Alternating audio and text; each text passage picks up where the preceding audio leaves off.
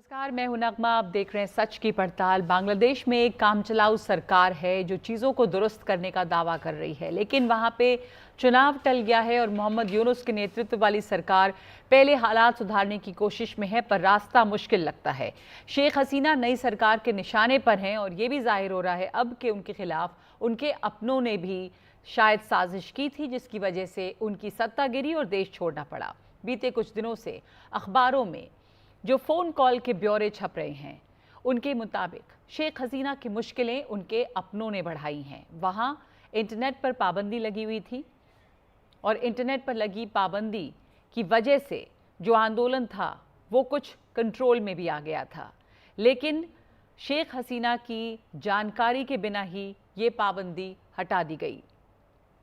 ये दलील दी गई कि इंटरनेट पर लगी पाबंदी से कारोबार घट गया है, बैंक में कारोबार नहीं हो पा रहा है और जो ट्रांजैक्शन होता है पैसों का, उसमें कमी आई है।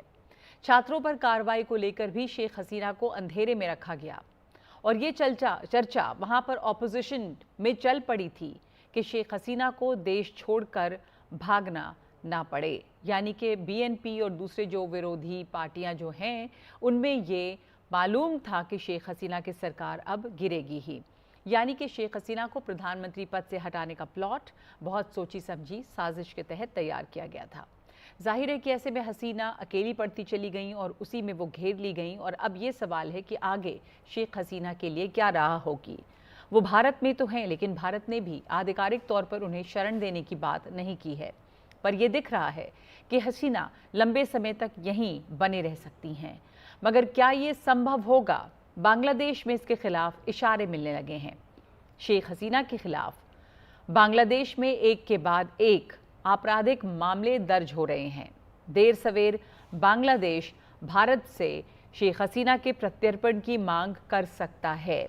बांग्लादेश के विदेश मंत्री माने जा रहे तौहीद हुसैन ने रॉयटर्स को दिए एक इंटरव्यू में ये बात कही भी है। उन्होंने कहा है कि हसीना के निर्वासन के बाद, यानी कि अगर वो वापस वहाँ जाती हैं तो उसके बाद उन पर बहुत सारे केस हैं। बांग्लादेश का कानून या गृह मंत्रालय तय कर सकता है कि उनको लौटने की ज़रूरत है या नहीं।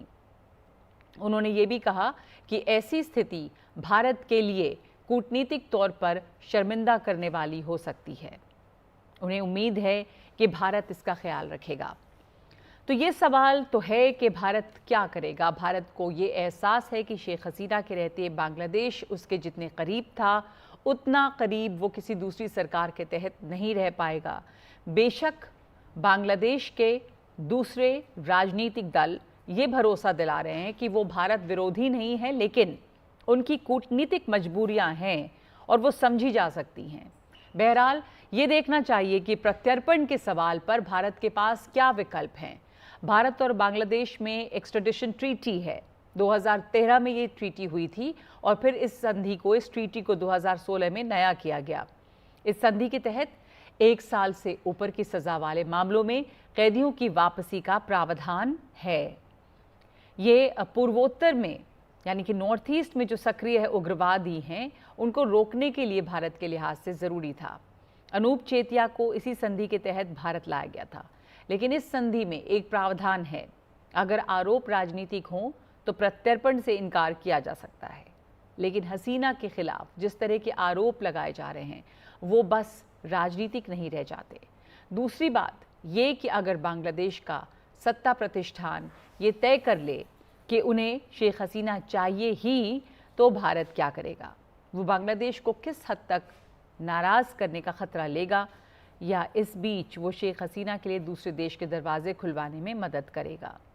लेकिन कूटनीति में दरवाजे जितनी तेज़ी से खुलते हैं उतनी ही सख्ती से बंद भी होते हैं। तो ये सवाल है कि कैसे और कैसी कैसी साजिशों की शिकार हुई हैं शेख हसीना, आगे उनके लिए राह क्या है, क्या करेगा बांग्लादेश और क्या करेगा भारत। हमारे साथ इस वक्त इस पर चर्चा के लिए जुड़ी हैं पूर्व राजदूत रह चुकी हैं बांग्लादेश में वीना सीकरी। बहुत बहुत शुक्रिया आपका वीना सीकरी हमारे साथ जुड़ने के लिए। इस वक्त जो बहुत सारी खबरें अखबारों में छप रही हैं और डिटेल्स छप रहे हैं पूरे फ़ोन कॉल्स के कि किस तरह की साजिश हुई थी, पूरी एक कॉन्स्पिरेसी थी शेख हसीना को सत्ता से हटाने के लिए। तो इस पर आपने भी देखी है तमाम रिपोर्ट्स, और क्या बातें अब इससे जाहिर हो पा रही हैं? इससे जाहिर हो रहा है, दिन ब दिन ज्यादा ही जाहिर हो रहा है कि एक बहुत बड़ी साजिश थी। बहुत कई महीनों से ये साजिश बनी हुई थी और बहुत ही डिटेल तरीके में प्लान किया गया था। क्योंकि अगर आप देखें कि ये स्टूडेंट्स का मामला कह रहे हैं सब लोग, लेकिन जहां तक स्टूडेंट्स का मामला है, इसका तो शेख हसीना ने 2018 में जो स्टूडेंट्स की मांग थी कि कोटा नहीं रहना चाहिए, कोटा का रिफॉर्म होना चाहिए, ये मांग तो शेख हसीना ने 2018 में पूरी कर दी थी। जी। और कोटा उन्होंने पूरा हटा दिया था।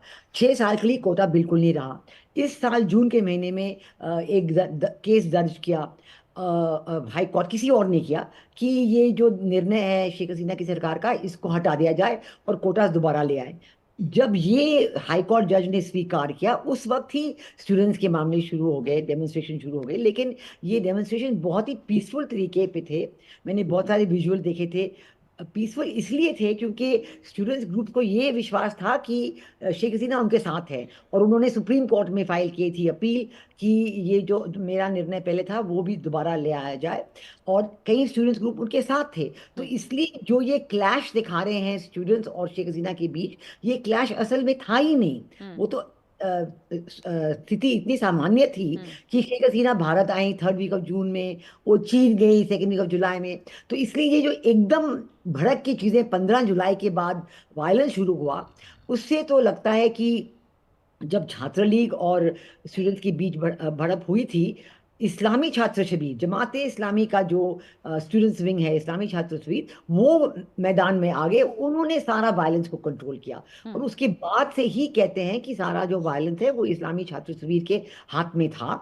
और जो पूरी साजिश शेख हसीना को हटाने की थी, एक्चुअली सारा ये जमाते इस्लामी के हाथ में था। और जो आर्मी है, जो सेना है, उसमें भी जमात इस्लामी के लोग बिल्कुल हैं, क्योंकि इस्लामाइजेशन ऑफ बांग्लादेश आर्मी तो काफ़ी देर से हो चुकी है। तो उनमें जो जमात इस्लामी के लोग थे, उन्होंने आर्मी चीफ को कहा कि भाई अब तो हम नहीं, बिल्कुल कुछ नहीं करेंगे। और ये आज के देखिए। दिन में आप जी। देखें कि हम्म। ये जो वायलेंस मतलब ऐसी शुरू हुई थी, ये साजिश की वजह से, आज के दिन में देखिए दो चीजें हो गई हैं। एक तो ये केसेस जिसके बारे में आपने जिक्र किया कि उनके खिलाफ केसेस होंगे, कैसे होंगे। हम्म। आज के दिन में ढाका ट्रिब्यून, जो बांग्लादेश में एक बहुत इंग्लिश लैंग्वेज का बहुत ही वाइडली नोन और वेल रिस्पेक्टेड पेपर है, उन्होंने ये लिखा है कि सबसे बड़ी पॉलिटिकल राजनीति जो वहां पे बांग्लादेश में हो रही है, वो ये केसेस फाइल करने के पीछे ही हो रही है। हम्म। और तो एक जो स्टूडेंट, बहुत हम्म। मशहूर स्टूडेंट थे, अबू साइद, जिनके नाम को लेके अब वो ही वॉज शॉट डेड, तो उनको नाम के लेके केसेस फाइल हो गए। और कहते हैं कि 2-3 अलग केसेस फाइल हो गए हैं। किसी के केस में कोई किसका नाम है, 10 लोगों का, किसी और में शेख हसीना का नाम है, जी। तीसरे कहीं और अन्य पुलिस ऑफिसर्स का नाम है जो पहले वाले में नहीं है। तो ये तो कंफ्यूजन जो है, इसमें जी, लगता है कि तो ये जो बात है कि उनके खिलाफ बहुत साजिश थी, सोची समझी साजिश थी, और आपने भी जैसे कहा वो भारत भी आई, और उस समय तक बहुत सारी चीज़ें ऐसी नहीं थी। हालांकि कुछ शेख हसीना को भी अंदाज़ा तो रहा होगा किस तरह की चीज़ें चल रही हैं, स्टूडेंट मूवमेंट भी था, लेकिन अचानक से चीज़ें भड़की। तो आप इसे सिर्फ एक स्टूडेंट मूवमेंट के तौर पर नहीं देखती हैं। एक मोहम्मद यूनुस भी बाहर थे, उन्हें भी यहाँ लाया गया, तो ऐसा लगता था कि जैसे एक प्लान था इन प्लेस, जी, और ये हुआ और फौरन चीजें वहां पे फिट कर दी गई। मैं इसलिए कह रही हूँ क्योंकि ये जो प्लान बिल्कुल बनाया था। दूसरी बात जो मैं आपको बता रही थी कि सबसे बड़ी बात जो सब कह रहे थे कि नहीं देखिए, हमारे पास इलेक्शन बिल्कुल नहीं हुए हैं, और हमारे स्टूडेंट चाहते हैं कि वो इलेक्शन में भाग लें, हम्म। और ऑन रिटर्न ऑफ डेमोक्रेसी, ये सब चीजें कह रहे थे। और आज के दिन में यही बात चल रही है, यही डिस्कशन हो रहे हैं कि वहां के लोग अब कह रहे हैं नहीं, हमें डेमोक्रेसी नहीं चाहिए, पहले हमें रिफॉर्म चाहिए। जी। जी। और जी। Democracy can wait, elections can wait, सब कुछ बाद में हो, जो तो ठीक ये इलेक्शंस भी उल्टा कितने पुल्टा दिन हो तक रहा है। टल सकते हैं वीना सिकरी? वहां पे क्या प्रोविजन है जब ये सरकार केयरटेकर इंटरिम गवर्नमेंट है? तो इनको कोई सर्टेन टाइम पीरियड में चुनाव कराना पड़ता है। जब पहले आए मोहम्मद यूनुस तो उन्होंने कहा भी कि ये जी, कराएंगे, लेकिन अब लगता है कि वो बिल्कुल बैक सीट पे है। बिल्कुल। और देखा जाए तो, जो अगर साजिश जिसके बारे में मैंने कहा, तो लगता है कि the power behind the throne is Jamaat Islami. और जमात इस्लामी हमेशा से कभी इलेक्शन के फेवर में नहीं रहा है, क्योंकि उनको तो बहुत थोड़ा ही परसेंटेज मिलता है इलेक्शंस में, वोट शेयर उनका बहुत कम है। हम्म। तो लगता है कि Jamaat Islami being behind the scene, सारा जो वायलेंस पूरे देश में हो रहा है। हिंदूज, रिलीजियस मेजॉरिटीज के खिलाफ जो भी वायलेंस हो रहा है, ढाका में बेशक सिचुएशन सामान्य होती हो जा रही है, लेकिन अन्य देश के शहरों में और इलाकों में वायलेंस बहुत बढ़ रही है। लेकिन हैरानगी ये है कि पुलिस उसे थाम नहीं सकती और आर्मी सेना भी नहीं थाम सकती। तो ये कौन है ये जो वायलेंस कर रहा है? सब लोग कह रहे हैं, बांग्लादेश के लोग, कि ये जमाते इस्लामी के लोग वायलेंस कर रहे हैं। और इसकी वजह से है कि कोई इसको थाम नहीं सकता, क्योंकि दे आर द पाया बिहाइंड द थ्रोन, सत्ता तो उन्हीं के हाथ में है। जी। और इसलिए बात हो रहा है। और दूसरी बात कि ये जो इलेक्शन भी नहीं होंगे, ये सरकार जो है, इंतरिम सरकार जो है, इसका भी लेजिटिमेसी अभी है ही नहीं, क्योंकि हम्म। बांग्लादेश की कॉन्स्टिट्यूशन में इंतरिम सरकार के लिए कोई प्रोविजन नहीं है। हम्म। और अगर वो चाहते हैं कि वो कॉन्स्टिट्यूशन को रिफॉर्म करे, तो ये तो एक अलग बात है, क्योंकि कॉन्स्टिट्यूशन रिफॉर्म के लिए इलेक्शन चाहिए, पार्लियामेंट चाहिए, पार्लियामेंट में इलेक्शन, कॉन्स्टिट्यूशनल रिफॉर्म की डिस्कशन होती है, ये वो। तो अब आज के दिन में लेजिटिमेसी इस सरकार की नहीं है। इंतरिम सरकार बना ली है, लेकिन क्यों बनाई है, तो कैसे अभी बनाई है? जी, तो ये जो इंटरिम सरकार है उसका फोकस रिफॉर्म्स पे है अब, और इलेक्शंस नहीं है। लेकिन ऐसे में ये जो तमाम तरह के आरोप नए नए लग रहे हैं, या जो पहले की वहाँ मामले हैं, जो केसेस हैं शेख हसीना के खिलाफ, उन्हें खोलने की बात हो रही है। यहाँ वहाँ के जो विदेश मंत्री हैं इस इंटरिम सरकार में, उन्होंने भी एक इंटरव्यू में ये बात कही है, रॉयटर्स को इंटरव्यू दिया है, और उन्होंने कहा है कि ये केसेस हैं, उनके खिलाफ तो बहुत सारे मामले हैं। तो ये भी है कि अभी तो शेख हसीना को कहीं और कोई शरण नहीं मिली है, वो भारत में है। भारत ने भी ऐसे आधिकारिक तौर पर उन्हें शरण देने की बात नहीं कही है। तो क्या ये पॉसिबिलिटी है कि एक्स्ट्राडिशन हो पाए, क्योंकि भारत और बांग्लादेश के बीच में एक एक्स्ट्राडिशन ट्रीटी है, तो क्या शेख हसीना की वहाँ पे ये भी डिमांड वहाँ से उठ सकती है? जी, अब वही देख रहे हैं, जैसे आपने समझाया अभी, कि अगर राजनीतिक है, अगर लगता है कि केसेस उनके खिलाफ बिल्कुल राजनीतिक हैं और उनमें कोई ऐसे और चीज़ नहीं है, तो ज़रूर भारत की सरकार सोचेगी। फिलहाल तो हम इंतजार कर रहे हैं कि शेख हसीना जी खुद बताएंगे कि उनकी क्या इच्छा है, वो यहाँ पे रहना चाहती हैं, कहीं और जाना चाहती हैं। अगर वो यहाँ पे रहना चाहती हैं, ज़रूर हमारी सरकार इसके बारे में सोचेगी, पॉजिटिवली और फेवरेबली सोचेगी। और लेकिन ये जो केसेस हैं, मैं आपको बता दूं कि बेगम खालदा जिया जो बांग्लादेश नेशनल पार्टी की लीडर हैं, और वो तो उनकी उम्र बहुत ज़्यादा हो गई, वो बहुत कमज़ोर हैं। उनके बेटे तारिक रहमान, जो एक्चुअली लीडर ऑफ बीएनपी आज की तारीख में हैं, वो 15 साल से यूके में बैठे हुए हैं, हम्म। और रिफ्यूजी के तौर पे बैठे हुए हैं। और इसी में जो 2007-8 से आर्मी बैक केटेकर गवर्नमेंट ने उनके खिलाफ केसेस की थी, और उन केसेस में उन्होंने कहा था कि मैं जाऊंगा, मैं कोई ट्रीटमेंट के लिए जा रहा हूं, और वो तब से बैठे हुए हैं, और यूके सरकार ने कभी कुछ नहीं कहा। लेकिन शेख हसीना के वक्त पे अब वो अपने पता नहीं कुछ रूल्स रवैया के बारे में कह रहे हैं। तो ये तो चीज़ें सब राजनीतिक हैं, पॉलिटिकल चीज़ें हैं।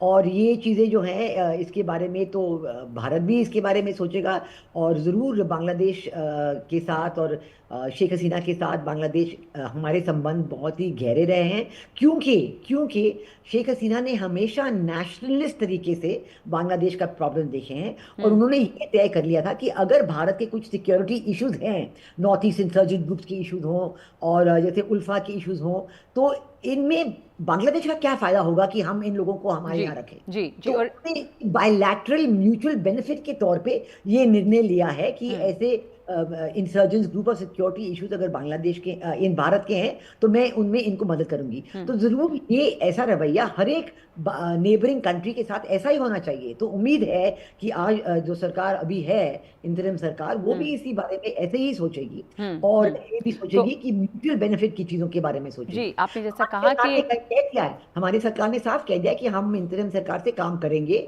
उनको हमारे प्रधानमंत्री जी ने मैसेज भी दिया है, उसमें उन्होंने हिंदू के साथ जो हो रहा है, बलात्कार हो रहा है, वायलेंस किलिंग्स हो रही हैं, उनके बारे में भी जिक्र किया। और प्रोफेसर मोहम्मद यूनुस ने हमारी प्रधानमंत्री जी के साथ टेलीफोन पे बातचीत की और कहा कि नहीं, मैं ज़रूर इस मामले को देख रहा हूँ। लेकिन अभी तो पता चल रहा है कि अभी तक शहरों में और गाँव में बहुत मामला बिगड़ा हुआ है। और आज की तारीख में ये भी खबर आई है कि जो भी सरकार में मिनिस्ट्री से लेके गांव में जो ऊनो वहां पे उपजिला का होता है, जो भी हिंदू हैं उनको इस्तीफा देने के लिए कहा जा रहा है। और यही बात है कि शेख हसीना ने बड़े फेयर तरीके से काफी रिलीजियस माइनॉरिटीज को जगह दी थी अपनी सरकार में, वेरियस जी। सेक्रेटरी हो, अंडर सेक्रेटरी हो, जिले में कुछ पोस्ट हो। और अब ये कहा जा रहा है कि वो पॉलिटिकल है इसलिए, और ये पॉलिटिकल पोस्ट नहीं है, क्योंकि ऐसी पोस्ट जो है सेक्रेटेरिएट में जो है, वो जो जी। सिलेक्शन प्रोसेस है उनके तहत वो आते हैं। तो इसलिए हर चीज पे ये जो रिलीजियस मामले आ रहे हैं, इससे काफी फिक्र है हमको कि एक जी, तो जैसा आपने कहा कि हमें बहुत फिक्र है वहाँ पर फंडामेंटलिज्म या कट्टरपंथियों का, या जो उनका बोलबाला अगर होता है तो वो भारत के लिए अच्छी खबर नहीं है। हालांकि भारत ने ये बार बार कहा है कि जो भी अंतरिम सरकार है उसके साथ हम काम करेंगे और कंसर्न्स भी अपने साफ किए हैं। इधर भारत आगे क्या करेगा, ये शेख हसीना क्या चाह रही हैं, वो उनके आगे की राह क्या होगी, उसके लिए भी हम इंतज़ार कर रहे हैं। एक आखिरी सवाल आपसे कि जो हमने षड्यंत्र या साजिश की बात की कि एक सोची समझी साजिश थी जिसने शेख हसीना का तख्ता पलट किया, तो वो जमात ने उसमें एक बड़ा रोल निभाया है, मुख्य रोल में वो रहे वहाँ पर। इसके अलावा जो वहाँ पर पॉलिटिकल पार्टी है जैसे बीएनपी, तो ये एक इंटरनल साजिश के तौर पर ही आप देखती हैं, या इसमें जो बाहरी ताकतों की भी बात हो रही थी, ये उनकी मदद से ही ये सरकार जो है गिरी है शेख हसीना की? जी बिल्कुल, बाहर की ताकतों का मदद जरूर है पाकिस्तान का नाम, बिकॉज पाकिस्तान की कॉन्टेक्स्ट हमेशा जमात इस्लामी के साथ रहे हैं। अब नहीं, अरसों से, क्योंकि वो एक ही पार्टी, मौलाना मौदूदी ने पार्टी बनाई थी, एक बांग्लादेश में हिस्सा है, एक पाकिस्तान में है, थोड़ा सा एक भारत में भी होता था। तो ये जो है, ये पाकिस्तान का रवैया इसमें बहुत ज़्यादा है। और इसके पीछे जो है पाकिस्तान के साथ अमेरिका का नाम भी आ रहा है, क्योंकि प्रोफेसर मोहम्मद यूनुस जो हैं उनकी कॉन्टैक्ट्स बहुत ज़्यादा हैं अमेरिकन के साथ। और 2007 में, मैं आपको बता दूं, 2007 में बांग्लादेश में ऐसे ही, बिल्कुल ऐसे ही रूबरू, ऐसे ही एक आर्मी बैक केयरटेकर गवर्नमेंट बनी थी। और उस वक्त भी यही कोशिश थी कि प्रोफेसर मोहम्मद यूनुस इस अंतरिम सरकार को लीड करें और शायद प्रधानमंत्री भी बन जाएं। और उस वक्त प्रोफेसर मोहम्मद यूनुस ने ये भी कोशिश की थी कि अपनी पॉलिटिकल पार्टी बनाएं, जी और जी। अपने कुल 3 महीने के लिए कोशिश की, लेकिन वो असफल रहे। और फिर उन्होंने कहा कि मैं पॉलिटिक्स छोड़ रहा हूँ। आज के दिन में बिल्कुल वही चीज़ हो रही है, और स्टूडेंट्स अब कह रहे हैं कि हम अपनी पॉलिटिकल पार्टी बनाएंगे। तो ये जो है कि जो मेजर पॉलिटिकल पार्टीज, जो बीएनपी है वो जी जरूर एक पॉलिटिकल पार्टी है जो आजकल कह रहा है, लेकिन आज की तारीख में तारिक रहमान को वापस नहीं आने दे रहा, नहीं उसे वापस आने की इजाजत नहीं जी दी जी जा रही। जी जी और जी इसलिए कह रहे हैं कि ये और भी एक इंडिकेशन है कि जमात इस्लामी का ही पल्ला भारी है, और उनकी जो वो कहते हैं वही हो रहा है। जी। क्योंकि जमात इस्लामी ये सोचेगा कि वो ही अलग, उन्हीं का तो पल्ला भारी रहे जी इसमें। जी, जैसा आप बता रही हैं कि वहाँ पर बाहरी ताकतों का भी ज़रूर हाथ रहा होगा, लेकिन इस वक्त जमात का पलड़ा जो है वो भारी दिखाई दे रहा है। और बीएनपी भी इस पोजीशन में नहीं दिख रही है कि वो बहुत लीड रोल में आगे आए। बहुत शुक्रिया आपका वीना सीकरी हमारे साथ जुड़ने के लिए। तमाम तरह की बातें अब सामने आ रही हैं कि शेख हसीना का जो तख्ता पलट हुआ या उन्हें देश छोड़ना पड़ा रात, और मिनटों में उन्हें वहाँ से निकलना पड़ा, ये एक साजिश के तहत, जो साजिश उनके खिलाफ की जा रही थी उसकी वजह से ये हुआ है। और इसके धीरे धीरे इसके डिटेल्स जो हैं अब अखबारों में सामने आने लगे हैं। सच की पड़ताल में एक ब्रेक ले रहे हैं हम, और ब्रेक के बाद देखेंगे एक रिपोर्ट पोलैंड से, जहां प्रधानमंत्री मोदी का दौरा होने वाला है।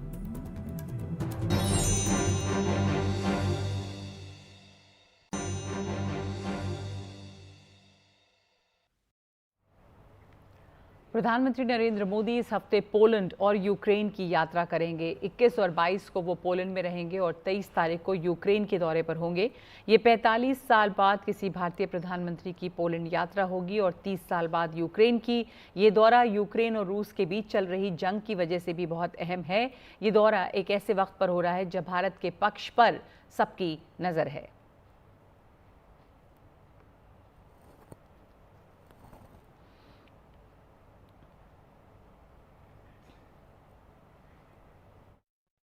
This is a landmark visit, as Prime Minister of India is visiting Poland after 45 years.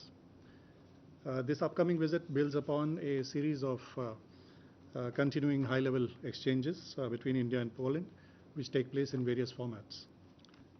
Prime Minister Shri Narendra Modi will undertake an official visit to Ukraine later this week on Friday, 23rd August, at the invitation of President of Ukraine, His Excellency Volodymyr Zelensky. This also is a landmark and historic visit, since this will be the first time that an Indian Prime Minister will be visiting Ukraine in more than 30 years since the diplomatic relations were established between our countries. प्रधानमंत्री के इस दौरे से क्या हैं उम्मीदें, और वहाँ पर पोलैंड में क्या उम्मीदें हैं, पोलैंड में क्या हो रहा है? हमारे सहयोगी उमाशंकर सिंह ने बात की है वॉर्सो में foundation institute for eastern studies के इंडिया कोऑर्डिनेटर क्रिस्टोफ इवानिक से। इस समय मैं पोलैंड की राजधानी वॉर्सो में हूं और मेरे साथ हैं क्रिस्टोफ, जो कि भारत पोलैंड आपसी संबंधों पे नज़दीकी निगाह रखते हैं और सबसे बड़ी बात है कि ये हिंदी में बात करते हैं। तो हिंदी में हम इनसे जानने की कोशिश करेंगे कि आखिरकार जो प्रधानमंत्री नरेंद्र मोदी का दौरा हो रहा है, जो कि 45 साल बाद किसी भारतीय प्रधानमंत्री का पोलैंड का पहला दौरा है, तो उसके बारे में सबसे पहला सवाल आपसे। आपका स्वागत है NDTV इंडिया पर। पहला सवाल आपसे यही कि आखिरकार 45 साल का लंबा अरसा क्यों लग गया एक भारतीय प्रधानमंत्री के पोलैंड दौरे को लेकर? देखिए, मेरे ख्याल से ना तो भारत पोलैंड के लिए एक बहुत बड़ा इकोनॉमिक पार्टनर रहा, ना दूसरी तरफ यानी हमारा जो इकोनॉमिक रिश्ता है वो काफ़ी कम है, थोड़ा सा ट्रेड हो रहा है, थोड़ा सा इन्वेस्टमेंट हो रहा है, ज़्यादा नहीं। तो मुझे उम्मीद है कि इस विज़िट के बाद ये थोड़ा सा बढ़ सके। जी, अभी देखिए, एक मौका जो है तो ये है कि यूरोपियन यूनियन जो है वो भारत से एक फ्री ट्रेड एग्रीमेंट और एक इन्वेस्टमेंट एग्रीमेंट नेगोशिएट कर रहे हैं।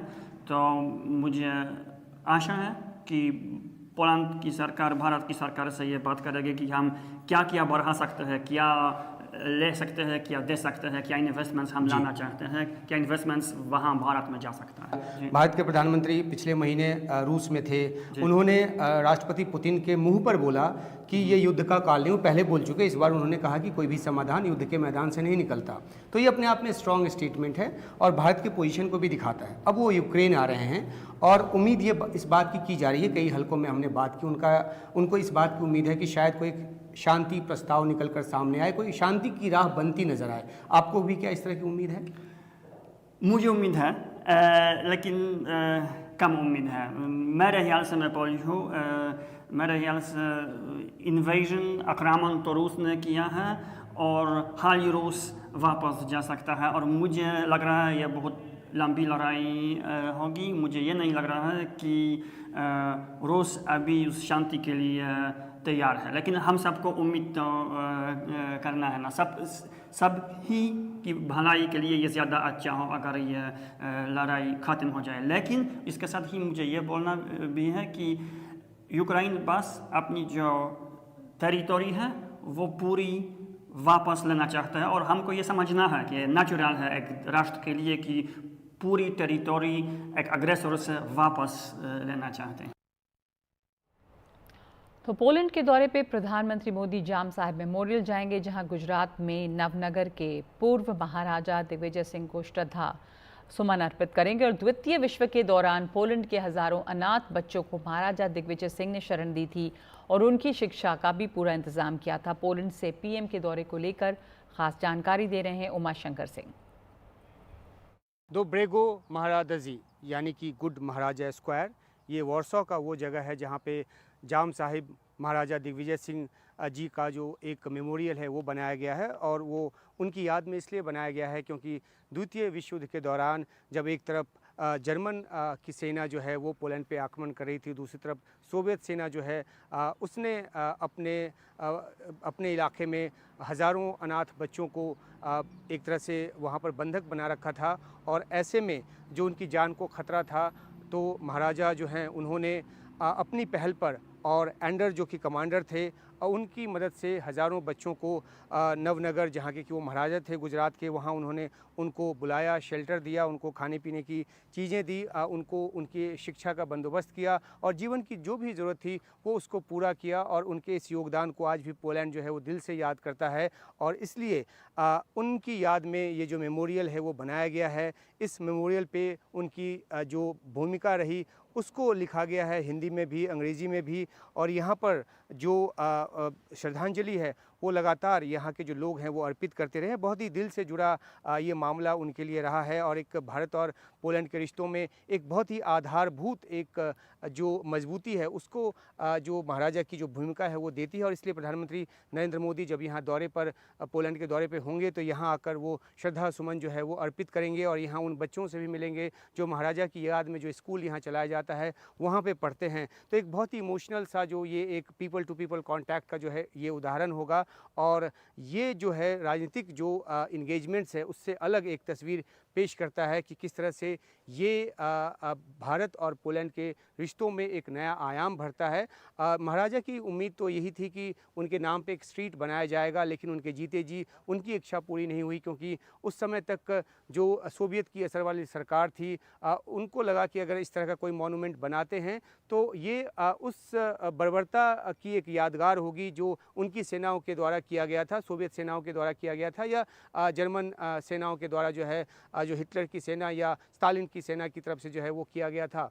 तो अब जो है ये मेमोरियल 2014 में बना, क्योंकि 1989 में जब एक तरह से पूरी तरह से आज़ाद हो गया पोलैंड सोवियत के असर से, तो उसके बाद फैसला लिया गया और 2014 में ये जो मेमोरियल है वो बनाया गया। और प्रधानमंत्री नरेंद्र मोदी पहले ऐसे भारतीय प्रधानमंत्री हैं जो 45 साल के बाद पोलैंड आ रहे हैं, और वो पहले ऐसे प्रधानमंत्री होंगे जो यहाँ पर आकर जो श्रद्धा सुमन अर्पित करेंगे महाराजा के इस मेमोरियल पर, और इस तरह से भारत और पोलैंड के रिश्तों को एक नया आयाम देंगे। वॉर्सो पोलैंड से उमाशंकर सिंह, NDTV इंडिया।